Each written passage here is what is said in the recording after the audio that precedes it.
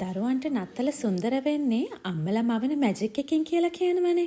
වැඩේ ලේසි නෑ. ඒ උනාට තීරණයක් ගත්තා මගේ ජෝඩුවත් එක්ක ක්‍රිස්මස් කුකීස් හදන්න. ඒ දෙන්නගේ ළමා කාලයට චූටි සුන්දර මතකයන් එකතු කරන්න.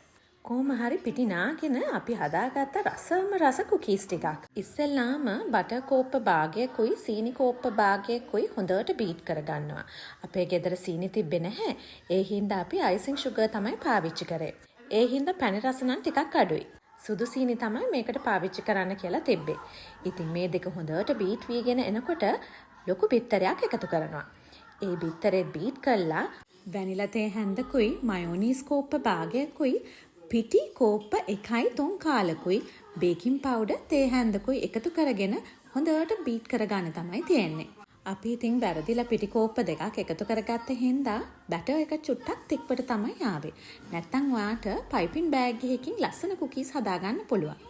ඉතින් මේ බැටර් එක චුට්ටක් තෙක් හින්දා අපි කරේ බෝල හදාගෙන තලලා ක්‍රිස්මස් කුකී කටර්ස් භාවිතා කරලා ලස්සන කුකීස් හදාගත්තා. ඊළඟට අංශක 180ට ඔයාට බේක් කරගන්න තමයි තියෙන්නේ විනාඩි 15ක් විතර. මේ බලන්නකෝ ලස්සන කුකීස්. මේවා පැණි රහත් අඩුයි. ඔයාට ඕනේ නම් චොක්ලට් ටිකක් දිය කරලා ඒකේ පොඟවල ගන්නත් පුළුවන්. කුකී එකටත් වඩා ඉතින් මට නම් වටින්නේ දරුවෝ දෙන්නත් එක්ක එකතු කරගත්ත සුන්දර මතකයන් තමයි.